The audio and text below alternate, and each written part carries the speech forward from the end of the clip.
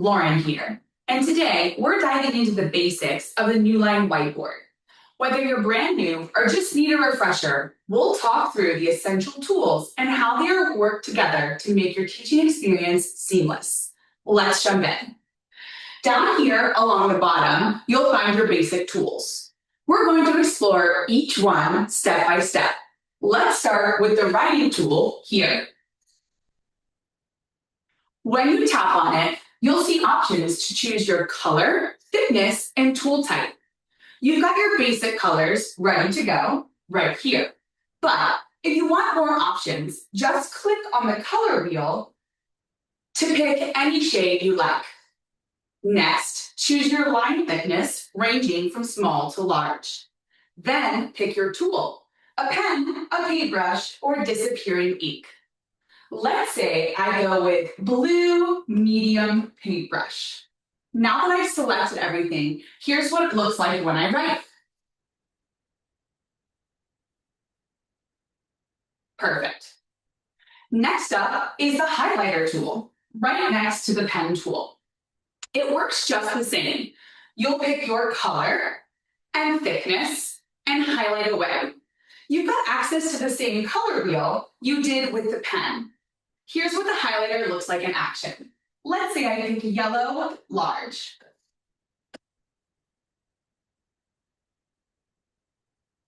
Perfect. Now let's take a look at the shapes, represented by the triangle, circle, and square right here next to the highlighter.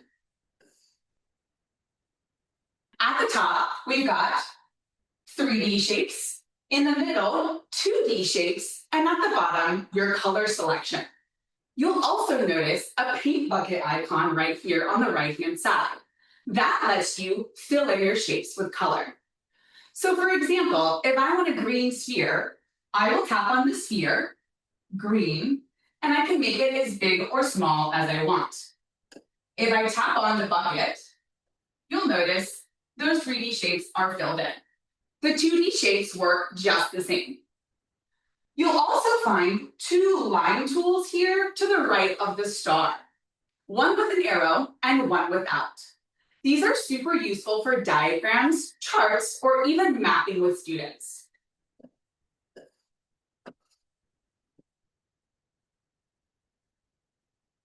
Just like this. To edit a shape, you'll just do a long press or hold your finger or stylus on it for a couple of seconds, like this. You'll see options to resize, change color, copy paste, cut paste, rearrange the order of layers, lock and unlock, and delete. Just remember, shapes are objects. If you want to remove them, use this trash can here as the delete option, not the erase we're getting ready to go over. Now, here's a fun one. The lasso tool right here looks like a rope, and that's exactly what it is. Use your finger or stylus to draw a circle around the objects you want to group. Once grouped, you can treat them as a single item. Like this. With the same editing menu we saw earlier popped up here below, this is perfect for organizing diagrams or moving content around quickly. Ta-da! Now, let's talk about the eraser. Good news. With Newline's object recognition, you don't even have to tap the eraser to use it. You simply use your palm or the back of your fist. Now, if you do tap on the eraser tool down here at the bottom, right next to the lasso, you will see two options here. The left-hand one acts like a whiteout eraser, as I just showed. The right side is an object eraser right here. Just draw a line through the writing you want to remove, and poof, it's gone, like this. Ta-da! Either way, your palm or the back of your fist works automatically to erase. Did you make a mess? No problem. The clear screen button is right here next to the eraser. It looks like a whiteboard with a small eraser on it. Tap it and confirm clear. Ta-da! Wait, if you didn't mean to do that, you can hit the undo button, which is the back arrow right next to it. The undo and redo buttons are two of my favorite buttons in Whiteboard, as they make the experience super easy to experiment and fix mistakes as you go. Another powerful feature of the whiteboard is that you can assign different tools to your stylus and your finger at the same time. This means you can write with one hand using the stylus and maybe highlight with the other using your finger. It's super efficient, especially when you're teaching. To set it up, tap on the tool icon you'd like to assign to your stylus. Let's say pen tool, purple, large paintbrush.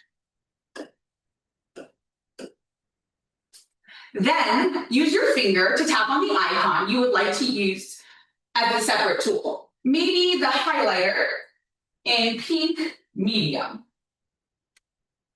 Now, when I use the stylus, it writes in the color and tool that I assign to it. And when I write with my finger, it writes with the tool I assign to that. In this case, medium pink highlighter. This setup is great for multitasking, like writing a sentence and quickly highlighting it.